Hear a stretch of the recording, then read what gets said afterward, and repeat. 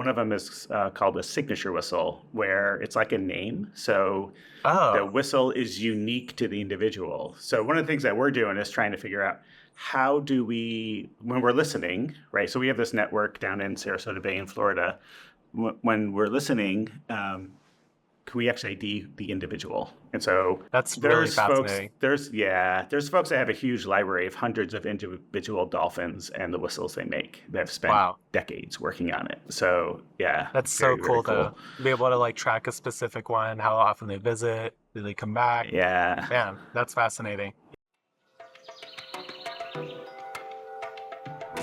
Welcome back to the Beet podcast. I am Jacques from Jacques in the Garden, and today we have David Mann on, a specialist in bioacoustics. He is actually the founder of Loggerhead Instruments and creator of the Haikubox, which is a lovely instrument I've had in my garden now for a few months. I've had a lot of fun with it. And David, why don't you introduce yourself a little bit more and actually tell people what the Haikubox is? I'm David, and I've been studying bioacoustics for 30 something years.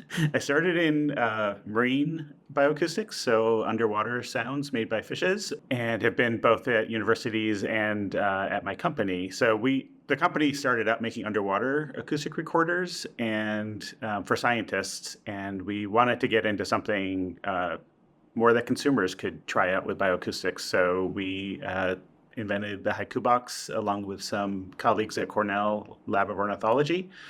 And so it's basically a device you plug in outside your house. It's got a microphone that's always listening for birds. And when it hears a bird, it'll send that audio clip up to a cloud server and detect what species it is. And so you can go see Super who's cool. coming by my yard. Yeah, yeah, it's really Yeah, cool. yeah. So actually, as I mentioned, I've had one now for about 2 months. We got into birding, like me and my partner, this year, and she's way more deep into it than I am. She likes to make her life list and collect them. I just like going along for the ride and looking at birds and taking pictures. But it's been really fun to now have names to all the birds that I see in my garden. So we're gonna start off talking about bioacoustics, what they are, what animals make those sounds, and all that, and then we're going to talk later about birds in the garden, because it's just been so much fun to learn about all these birds. So I would love to hear more about bioacoustics. Sort of like it's something I think we've all maybe heard of before, but there's things like I don't even know if these are connected, but there's echolocation, there's bioacoustics. Yep. I don't know if they're Yep. the same thing, but underwater sounds I know is like a huge part of the scientific community. I used to go to Scripps Institute of Oceanography, where they did a lot of bioacoustics works, and I believe it was all military funded to begin with. But anyway, I'd love to hear more about what bioacoustics actually means. So in the early days, a lot of it started out, as you said, with echolocation, which is things like dolphins will produce these high frequency clicks that they send out as sonar, and then they listen to the sound coming back to basically find prey and navigate around their environment. And so a lot of that early stuff was funded by the Navy, because they Okay. were going out, right, and recording sounds in the ocean, and they're hearing all these things and like no idea what they are. Must have been weird. So a lot of the early stuff was Navy funded, but there's been a ton of terrestrial bioacoustic stuff too. So and then it's really, I'd say in the last 10, 15 years, kind of really taken off with being able to use consumer technology Oh, okay. to to make recording. So like when I started out, like we were using tape recorders, like analog tape recorders, right now are retro things, but yeah, we used to actually use those. Um, and honestly, they're not very good for doing bioacoustics work. And so now it's like all the digital stuff, it's like phenomenal. The amount of storage we have is phenomenal. So you can do so much now. It's really cool because it's like a remote sensing. I mean, it doesn't have to be remote, but in a large way it is, right? You're able to survey the sounds of an area and then figure out after what that was without really interfering by like being there to Yeah, observe. back in the early days, would go drag around really large recording equipment and basically try to identify all of the sounds that different animals were making. And so, there's a library of these things at Cornell. And then Awesome. there's also another one called Xeno Canto, Xeno, that It's so community scientists, like you can make your own recordings of something and submit it Oh, there, and they okay. have this huge database, and they're trying to expand. They did a lot of birds, but now they're trying to do frogs and bats and insects and things. Oh, wow. That'd be super cool. There's all sorts of insect sounds that I hear where I'm like, I have a guess, but I have no idea what it actually is because it's hard to find the actual insect. So things Yes, like bioacoustics, likewise. yeah, totally. Bioacoustics, it's used for research to identify different species, to sort of track migrations. Is that kind of like the main? It's mostly about identification and tracking, right? Am I Yeah, in terms of like science? if in terms of science, like starting out, it's basically like so I started marine acoustics, and so the first thing would be like, what is making that sound? And Right. in the ocean, it can be extremely hard to figure that out. So one of the sounds that I was going to play for you is from red grouper, and so these are like pretty big fish in the Gulf of Mexico, and they spawn like 240 feet deep, like 80 meters. Wow. And so, yeah, so we have like these recordings of like, I don't know what that is. And so getting an ID on that and video of that is like exceedingly hard. But once you have it, they make this sound. It's like boop, boop, boom. Once you know that sound, like everywhere you hear it, there's a red grouper doing that sound. Okay. That's amazing. Yeah. What are the different types of animals that make sounds and how do they actually do it? Because I think a lot of us have obviously heard animals making sounds. So I'd love to hear more about that. So there's a lot of fish that make sound, not all of them, but a lot of them do. And so the red grouper, so it's making the sound that's like boom, boom, boom, and you can listen to it.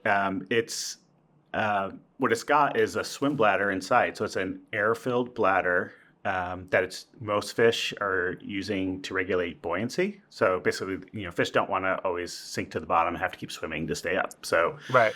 they basically, it's like a diver with a buoyancy compensation vest. They make themselves pretty neutrally buoyant.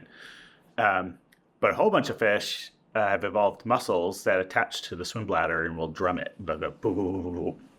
So, Oh, yeah. wow. That's super fascinating. So they've taken something that all fish have and they've modified it by adding a muscle to it. Yes, totally. Yep. That's such an interesting evolution pathway to take. Yeah, it's like, right, you work with what you got. And so, Yeah. right, so you Yeah. And figure out then how to make sound with it. the one underwater creature that I think most people can think of is probably the dolphin. And I think, do they make like a couple different types of sounds, or is it really just like one purpose? It's for echolocation. No, they do. So we talked about sonar earlier. So they're making these clicks, and that's like, the blowhole. So in a Mhm. dolphin, the blowhole is actually the nose, right? So imagine your Oh, nose kind okay. of migrated back up on Right. your head. That's what the blowhole is. They have a whole bunch of structures inside of there that they're pushing air around in to make sounds. And so one of them is these really high frequency clicks for echolocation, and that on the front of the dolphin, it's called the melon. On the Oh, forehead. okay. It's full of fatty tissues, and that focuses the sound. They also make other sounds like whistles. So I've got a whistle sound here. That's a very high pitched Yeah. sound. They actually make a whole bunch of different kinds of whistles, but one of them is called a signature whistle, where it's like a name. So the Oh, whistle is unique to the individual. So one of the things that we're doing is trying to figure out how do we, when we're listening, right? So we have this network down in Sarasota Bay in Florida. When we're listening, can we actually ID the individual? And so that's really there's folks, fascinating. there's folks that have a huge library of hundreds of individual dolphins and the whistles they make that have spent Wow. decades working on it. So yeah, That's very, so very cool cool. to be able to like track a specific one, how often they visit, do they come back? Yeah, Man, that's fascinating. yeah. So then So yeah, beyond the marine world, there's also like insects, right? But they are sure. doing so far we have a modified swim bladder, we have what's essentially a modified nose going through the melon with to channel the sound frequency. And then on land, we have things like I got these. one more Oh, underwater. oh yeah, That let's hear can, it. so in that last clip, if you heard that like crackling, it sounded like bacon frying. Yeah. That's a tiny little shrimp called a snapping shrimp. Like not something anyone would eat. It's tiny, but they have modified a claw that they're snapping. Okay, so you would think the sound is coming from the claw clicking, But what they're doing is it shoots out a water jet, and that water jet actually is so fast that it creates a cavitation bubble, which Oh, then wow. collapses. And that's the source of that sound. Wow. So So, it's moving yeah, it that's, so fast that it's like creating essentially like, yeah, it's creating the bubble that then like cracks and yeah. pops. It's like on a, Wow. on a boat propeller, like you see like all the air and stuff that looks like Yeah. it's coming off of. Yeah, that can actually be from cavitation from the Wow. That's chain super pressure. fascinating. And it's loud. Like Yeah. for for them It's to super sound that loud. loud. Like when you're sitting in your garden right now, right? I don't know what you can hear, but if there could be crickets I hear or crickets. katydids or so they will like they do stridulation. So it's kind of like a comb and a tooth, and so they go bzz on their wings, Okay. and so It's that's how kind of they like can make those that kind of toads, chirping. like with the ridges, where you have like that little rod that you stroke back and forth on it, and it Yes. makes that Yep. funny sound. Yep. Okay, so Yep. that's like a physical instrument essentially that they're playing. And Yes. and so the dolphins do it for communication. I'm guessing the shrimp, is it, do we know if it's making the sound on purpose or is it just a byproduct They're of it definitely making it happening? on purpose. So it Okay. also like yeah, they can like very small prey can it's the cavitation bubble is actually pretty damaging to a Oh, I tiny see. That's like organism the in the knockout. path. Yeah, but they have a weird snapping shrimp are have very complicated societies, kind of like the social insects or eusocial insects, like the Oh, wasps and ants and stuff. yeah. And so there'll be like a whole bunch of them living together. And so they're like super common and not super well studied. Huh. Um, yeah, That's really it's cool. fascinating. Yeah. Yeah. So So, if you go snorkeling, like anywhere, tropical, subtropical, like you can hear them, like okay. just snorkeling. I don't think Yeah. I ever would have associated the frying bacon sound to Yep. being a bunch of little tiny shrimp. So that's really cool to know now. And Yep. yeah, so then we've covered now a lot of the marine, we know the insects, and then of course the Yep. big one are the birds.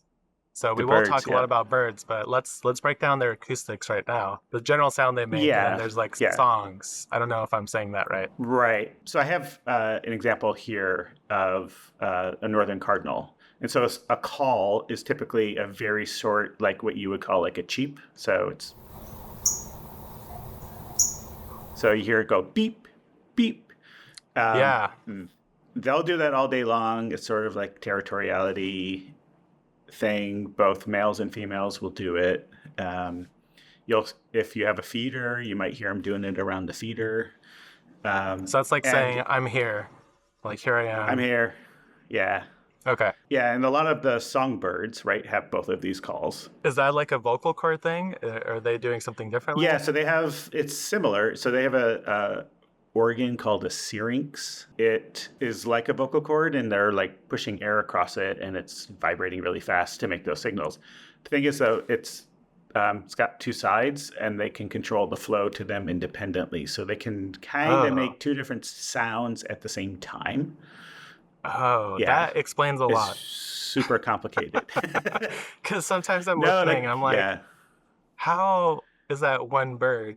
So that's actually cool. I didn't know that. That's very fascinating. Yeah, so often it can be one bird. Birds will duet, like they'll sing back and forth to Yeah, each other too. But yeah, but other like some birds have like very ethereal sounding songs, right. and that's what they're doing. Yeah. Very cool. Well, that's fascinating. So now that we've broken into birds, I'd say let's talk about why do we even want birds in our garden in the first place? Because I'll even get comments oftentimes on my videos being like, how do I stop birds from damaging my plants?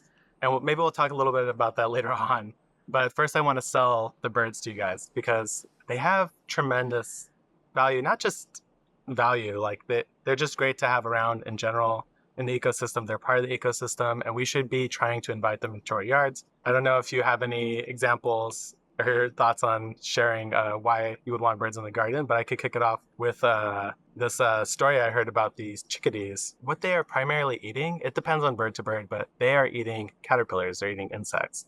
And they are bringing a caterpillar to the nest every 3 minutes to feed their chicks. So that is from 6 a.m. till 8 p.m. for 16 to 18 hours until the chicks are mature. And that is a total of 350 to 570 caterpillars each day. So that's 6 to 9,000 caterpillars for like a clutch of babies. So if you're thinking, oh man, Jacques, I have all these like caterpillars, they're like tearing up my garden. Yep. Well, you really do want birds because they are here to eat. And yes, sometimes they will peck at your tomatoes, but they are very valuable. Yeah. No, you don't like. I think we don't realize or notice what's going on around us a lot too, Totally. until you start paying attention. Um, I like even when we started Haikubox, right? So I was a birder when I was like 12, and we used to go out off into the woods and trespass and all that sort of stuff. But since then, I hadn't really kept up with it, and when life took over. So, Yeah. but now like we started this and we got it hooked up, and there was just like so many birds that I didn't know were in Florida, like around my house commonly. And I was just like, what have I been doing? It's like, I just didn't stop and look and listen. Yeah. Um, so yeah, I, no, I think it just gives you a greater appreciation just for what, like, what nature is around us. And, it's so cool. Like every single one of them, even the blue jays, they're like cool. They do so many cool things. yeah. Um, They can be pretty loud, Same with your but they're stellar very cool. jays. Yeah. Yeah. Yeah. Yeah, we've got the Stellar and the Scrub Jays, and those guys could be pretty loud. The Mockingbird's probably the loudest in our neighborhood, at least. But it's actually really interesting because this whole time I've obviously like seen birds in my garden and been like, oh, like there's a brown one and like there's a little black Yeah. one and that one's Yeah. yellow. Yeah. And Yeah. I've never known anything about them. So now that I've had Yeah. this haiku box, the cool thing is that it does listen constantly. And most of the time when there's a lot of birds, it's probably when you're inside because they're waiting for you to get out of their way. So it's catching all these birds, and then it shows me a picture of what it is. So I keep seeing this yellow bird on my white sage, pecking at every single little seed head, eating away all the little seeds. And Oh, cool. now I have a name for it. It's a lesser goldfinch or the American goldfinch, and they have like slightly different patterns, and they're both in my yard. So I've learned so many different birds. I've actually wrote down a couple of the ones that I've seen on the regular, like my standard. These guys are here all the time Yeah. birds. Yep. I have the California towhee, which is really fun to watch because they're just Cool. kind of like sassy in a sense, like the way that they kind of Yeah. bounce around. Do you know what sound do they make? So Oh here, man. like, I'm in Massachusetts right now. We have Eastern towhee, and they just go Okay. like all the time like that. Oh, Is it they have similar? like it's a slightly different thing, but I'm pretty bad about recall. I'll hear them and I'll be like, Yeah. I know it's that, but I can't Yeah. ever recreate the Yeah. sounds. Yeah. It would be very embarrassing if I tried. But they eat a lot Okay. of bugs and they eat seeds. Yeah. So I see them at the base in my mulch. They're kicking the mulch Yeah. around. They're Yep. eating like the Yep. roly-polies. They're eating the earwigs, all the stuff that people hate, and they always ask me how to Yep. get rid of. I'm like, I'm not Yep. doing anything anymore. I'm just letting the birds do the work. Uh, Yep. then Cool. so I've got the goldfinches, house finches, black phoebes, hummingbirds, hooded orioles, but one that has been super fascinating to have in the garden. And by the way, all those mixed different birds that I mentioned, some of them eat seeds, some of them eat plants, a lot of them eat bugs. But it's and we'll talk about how to keep them in the garden later, but it's just something to keep in mind is that all the birds are doing different things in your garden. The hummingbirds are going for your flowers, for instance. They want all that nectar. But the red-tailed hawks have been my personal favorite because they like to eat rodents. Now, in the springtime and early summer, they will be screaming their heads off all day. And like my haiku box will have like 200 notifications for like the day. they're just sitting on like the power line, just like yelling, looking for mates. But the cool thing is that they're eating rodents, and I will oftentimes see them either with a rat or a mouse in their talons flying overhead or just sitting on the power line. And they're doing Yeah. so much beneficial work to keeping any sort of rodents in check. And then they get to nest in the trees in my yard. So a lot of people, I think when you're building a garden, it's all about like thinking of the ecosystem approach. And, there's the plants, there's all the insects, and a lot of people don't talk about all the birds. And they are doing so much work for you in your garden. If they are pecking at your tomatoes, they might be thirsty. Having Yeah. like a bird bath would be like a good way to solve that. But you do want them in your garden. You shouldn't make your goal to scare them away because they are highly beneficial. And they're also just really fun to listen to and to watch. So that is my appeal to everyone that you should want birds in your garden, and then they are worth it and they are doing lots of wonderful work. I don't know if you had any Anything else you wanted to add? But I think we both agree that birds are just great. Yeah, no, very cool. So now let's talk about how can we make our garden help those birds? Like, how do we get them to want to stay maybe once they have come to our garden? So I think one thing in particular that we've done in the past year or so, especially, is add a lot of native plants and native garden. Now, obviously, birds will eat what's around them, but a lot of birds that are used to being in this area, in their native range, are probably looking for some native plants because they're familiar with them. It's kind of like built into their instincts. And so the native plant garden has been really fun because we will oftentimes see a lot of birds in there. And it's going for things that in the normal garden space, like let's say I have like a culinary sage, if that flowers, I tend to remove those flowers because I don't want it to be producing seed, sending all its energy into making seed, and then I don't get to eat my sage leaves. But when it comes to a native garden, one of the beautiful things about it is that you could just let it go. It's like very freeing kind of gardening because the best native garden is one that you're not constantly trying to like manicure, cut down. And so I have these giant, I mentioned last time, these big white sage plants with their seed heads intact. And honestly, it looks like a dead stick for the most part. So it's Yeah, maybe not yeah, like the most like number one appealing thing that everyone wants. But what's really wonderful is that the birds absolutely love eating all those white sage seeds. And I don't have to do anything. I just have to leave it there, let the seeds form, and the birds will do the rest. So instead of like manicuring and chopping it down, I allow those birds to have their meal. And in the wintertime, once there's no seed left, the plant's really looking sad, I could cut it down and then come next spring, it'll look wonderful again. So that's kind of like on a very basic level, just adding yeah. native garden and not interacting with it too much is a great way to keep those birds happy. Yeah, and I think also like there's other types of plants that like you're thinking about gardening, so you're thinking about like Yes, I know. plants you're going to eat. But there's like so here in our yard we have these viburnum, which are kind of shrubs to trees, just covered in berries. And I was just watching yesterday, so there's 20 like American robins out there just eating the berries off of them, and they're Wow. like producing the berries in the kind of late summer and the fall, just as the birds are right now in America starting to migrate south. So they're coming down from Canada, starting to come down from Canada through. And so it's like having, not only paying attention to, having these native plants, but also different plants at different times of the year that are producing seeds or berries or Yeah. that birds can eat. Yeah, it is interesting. Like, for example, I have this giant white mulberry tree. We barely eat it, but the birds love it. And that's mostly like an early spring to summer thing. But then once Yeah. that's done, I'm looking around and I'm like, I don't know if I have anything else that they really want to eat. So that is like an interesting thing to think about Yeah. is it's not just about the early spring, because I think a lot of people focus on that, but there's also the migration period and there's all sorts of different types of ornamental and Yeah. fruiting and flowering shrubs and trees that you can add to your Yeah. garden. Right. I'm like, if I lose one tomato, okay, yeah, like it's a little bit sad, but whatever.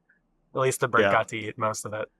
But Yeah. then there's other things that we could do, like beyond the garden. Like I mentioned earlier, that for my rodent care, I rely on my dogs and the red-shouldered hawks.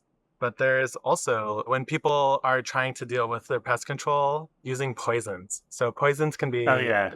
Don't yeah, very, very bad. rodenticides, Yeah. they're bad, totally bad. Totally Because bad. what happens is, right, you poison the rodent. Maybe the rodent doesn't die right away, and then a bird catches it, eats it, feeds it to its young. You're now transferring that poison around to those other animals. So it's not only designed to kill rodents, it's Yeah. just marketed for rodents. So it's important to Yeah. remember that. No, that's yeah, I don't know if you recall earlier this year there was this escaped owl from the zoo in Central Park, and I think Oh, that oh, I have a I think big, it died, and I think it died from rodenticides. oh man. Yeah, that's I'm a not huge positive, but bummer. check. Yeah, Yeah. but Anyway, it's a thing that happens. Absolutely. yeah. And same for so you Um, mentioned your dogs. Your dogs. yeah. What are they? What kind of dogs do you have? I have two. They're both mutts from the Humane Society, and they both have at least some shepherd in them. But they Yeah. are somehow very instinctually good at ratting and dealing with it. Wow. So, like, Nice. it's not often that like we'll never have anything in the house, especially with these animals. But like, I have an indoor cat. Uh, but Yeah. outside, like in the compost bin, when the compost goes cold, rodents like to move in. And I'll Yep. be out there stirring, and my dogs will be hiding behind the compost bin, waiting to catch anything that comes through. So, Wow. there are other ways. I'm not saying everyone Yeah. should, get a Yeah. dog to do it. Yeah. And, Uh, and you mentioned your cat is inside, so yeah. that's key. Like letting cats go outside is Yes. bad for Yes. birds because Yes. they're I've really good at heard. catching them. Yeah. And it's kind of sad too, because a lot of times they're just catching them. Like they're just having fun. But I won't throw any statistics out because I don't know them sure off the top of my head. But I know that at least a large portion of bird extinctions, or at least some amount of bird extinctions, can be traced to house cats that have been released outside, and at least population damage, because they are out there. They're very good hunters. They're very nimble. They're very agile. And you just don't want them killing all your birds for the Yeah. variety of reasons that we already talked about. Another one that's kind of counterintuitive, but it's something that Kevin and I have talked about, is actually the use of pesticides. So a lot of people's first reaction always when they start gardening is, I want to fight everything. I want to win every battle. So I want all my plants to look good. I don't want any pests. I don't want any disease. And it's a natural approach, right? You want to succeed at your hobby. So a lot of people will go Yeah. out and they'll start spraying. They'll spray insecticides, herbicides, just kill anything that you don't want or don't like. But then what happens? Well, what happens is that you get trapped in the cycle of having to do that forever because Yeah. there is no natural sort of repercussion. There's no check and balance in your garden. It's just you with the sprayer doing it every single time. So even in myself, in the first year when I started my garden, it was tempting to try to do that. But I got very quickly frustrated because I was like, it's not working. They're still here. Why am I doing this? And I just stopped entirely. And maybe for a few months to a year, things were a little bit rough, like there was a lot of damage. There was a lot of Yep. holes, a lot Yep. of leaves chewed up. And then after that, it's just been fine. Like it's like I mentioned in the You've previous achieved story, balance. Yeah. I've achieved balance. Like, yes, there are still some holes, there are still some damage, but like such a small amount that it really doesn't Yeah. matter to me at all. And that, like, I don't have chickadees in my area, but I do have other birds that eat caterpillars for sure, because I have way less caterpillar damage and I'm seeing butterflies all the time. So I know that they're here. Yeah. I know that they're laying their eggs, but those caterpillars are just going to the birds and I don't have to spray. And so that's saving me money, saving me time, and it's also helping to feed the birds and create this like natural, beautiful ecosystem that I get to hang out with in the garden. So Right. And highly there's some like encouraged. really cool, some cool plants too, like dill. Just grow some extra and you'll get some really Yes. cool, butterfly caterpillars on Yeah. those, and then the butterflies will be around. Yeah. Yeah. Like I'll have a fennel that self seeds in my garden and I'll just leave it there and Yeah. it'll always get covered in Yep. like swallowtail, butterfly, Yeah. caterpillar. They look super cool. I have a milkweed back here waiting for the monarchs. And so, of course, like I don't want to spray that. I want to help support those monarchs and get more butterflies out there. And Yeah. if the birds want to eat the little white moths and butterflies that lay the cabbage looper eggs, then that's fine by me too. Because I definitely don't want those guys. Because they could hide inside your cabbage where a bird won't find it. We're going to be talking a little bit about sort of bird traveling, bird migrations, and how to actually get them to want to come and stay to your yard. Because there's a lot of different types of birds. And while we've talked about a lot of them, there's a lot that we actually haven't mentioned. This is the year of birds for me. I've been noticing them for the first time. I know what to call them now. I was like, oh, that's a hooded oriole. So for me, like one of the really fascinating things that I'm really looking forward to as a new birding person is to see how that changes over year to year. So like I mentioned earlier, I think I've had the Haikubox for maybe 2 to 3 months now. Yeah. And I love all the ideas that I've been getting so far. But my background was in academic research and I love data. I love looking at data sets. And the app is very fun for me because it has like the spectral analysis. It has like the frequencies, the time, when are they coming through. And I cannot wait to see that data next year to see, oh, that bird is actually only here from like March to July and then it's gone. Oh, this one shows up only in December and it's only a short period of time. So I love to learn about all the different sort of passengers coming through my garden and just learning about them because Yeah. there's Yep. the residential birds, right? So that's like my towhee, my black phoebe. I think my hooded orioles are also residents, but then there's also all those migrational and seasonal birds. Yeah. So a lot of those are like really cool to look at, cool looking Oh birds. yeah, So yeah. It's like like a rare pretty opportunity to much see them, right? when we were first working on the Haikubox, we so was setting up notifications, and then I was seeing like, oh, there's cedar waxwings at my house, and so I have never seen one. And when I was a little kid, there was a cedar waxwing on the cover of like my bird book. So I was like, and you go and you look on eBird or whatever, and Yeah, they're they look very common. amazing. They're very common. And I'm like, no, they're not. I've never seen one. And so I get the notification, and I like walk out my front door, and I'm like, I don't see them, and I just look up, and there's like 30 of them in this like elm tree in the front yard, right above my head, and I'm like, now that I know what they sound like, it's like I've been probably walking by them all the time.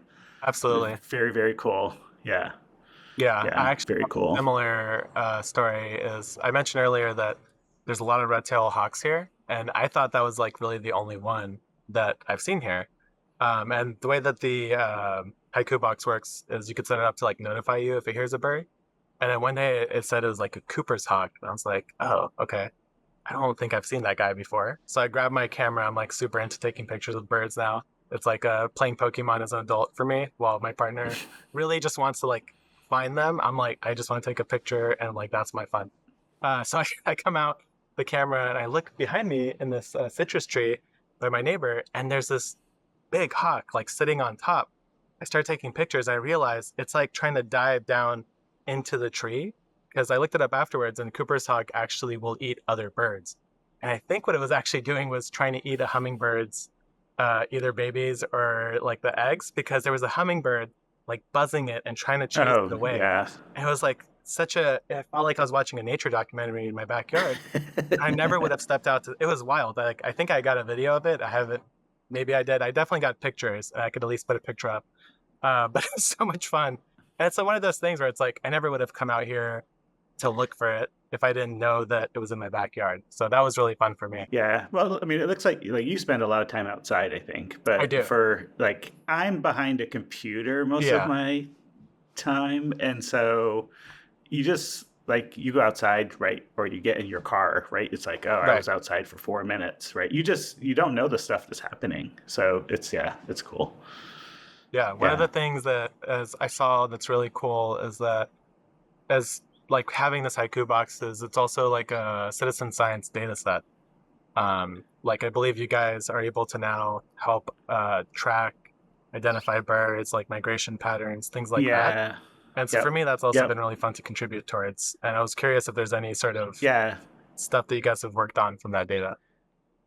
Yeah. So it's amazing. So I think we have like 700 or 800 million detections now. Wow. The folks that have haiku boxes, a lot of them are going in and telling us, oh yeah, that really is a Cooper's hawk, That's right. or Yeah. no, it's not a Cooper's hawk. It's this other, or it's a blue jay imitating something, and so that's like helping us train these neural networks to get better.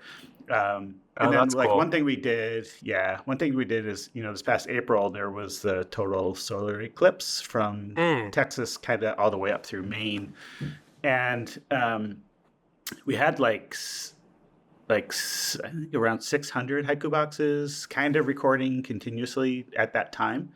Oh, So we're trying, because people always go, oh, what do the birds do when, there's a solar eclipse? So yeah. yeah, so we've been digging through that data, and it's really fascinating because it's actually a really complicated story. So yeah, a lot of places don't go quiet, but like you go some other place, it'd be like, there's an American robin, like just singing away at the total eclipse, like it thinks it's dusk or something.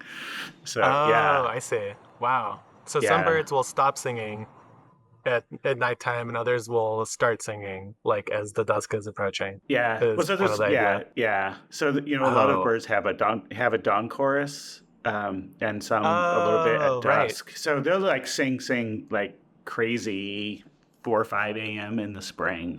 Yeah. Um, Oh, that's really yeah. fascinating. So they got really, So they were like, I don't know what's happening, like some but are like confused. Yeah. But a lot of places like you couldn't tell anything. Like even if it was 95% eclipse, it's like yeah. it's hard to tell that anything happened. But like the amazing thing is like having so many people contributing, it's like, oh, we can look at the entire United States. What's going on? How are they responding to this event? And so, yeah, so we're hoping to extend that to other things like wildfires. Like, what are the responses to those? And Oh, yeah, yeah. That's super yeah, fascinating. and Another, time. sorry, go ahead. Yeah, no, because like as you were talking about before migration, like what's coming through when, it's like, we're hoping this thing, goes on long, longer than us. And so like, how does the timing of migration change? How is that changing relative to like when your plants are actually producing seeds, things like that. Oh, yeah, that is really, there's so many different like things that you could detangle and pull from this sort of data set. Oh, yeah, that sounds like a lot of fun. It's a lot to put together though, with all the notifications and all the different data. But one of the other things that I think is really cool is thinking about these different migration patterns. Like, if I know that a bird is coming through that happens to only eat this, then I could try to plant something in my yard that like produces berries in like September, so that Right, I know that right. when that bird comes through, they will want to visit my yard. And maybe after year, they'll start to figure it out. More will show up. And one of the other things I've Yeah, noticed yeah. is detected a barn owl. And now I'm like, oh, I wonder if I could get like one of those barn owl nesting boxes. That'd be cool to have a Oh yeah. resident owl. But yeah, very They fascinating. make they make crazy, crazy sounds. They're like one Yes, of the hardest. Yes, you think it's yeah, it's it's so I weird. was I was outside and I like heard this crazy sound, and I was looking around and I look up and I see this like white blob like flying over me. Oh, you saw it? It was very high up though, but it was like for Oh sure yeah, like the proportions looked like an owl. yeah, And I was like, wow, that's cool. And then I yeah, looked and yeah, yeah, it was a barn owl. So that's yeah. really It's fun very cool. because I would have not been Yeah, able to ID that. But yeah. yeah, every year, like I'm very much looking forward to the data, seeing what kind of birds are going to come in and how I could just improve my garden for those birds so that the birds could come in and do the work for me. So it's a little bit of a, I have an alternative motive, but I also love to hear them sing in the background. In my gardening videos in springtime, I love that the background is just full of bird songs the whole time because that's really Yeah. what it's like. And I just want more people to know that you could do this in your yard too. You just have to like be a little bit more relaxed about perfection and just kind of let those birds in. So it's been a real pleasure talking to you, David. I will say I highly encourage you guys, if you're interested in birds, to check out the Haikubox. We'll put a link in the description for sure. I've had a lot of fun looking at the data and playing with it. But yeah, it's been a pleasure having you on, David. And thanks for coming on. Great. Thank you so much.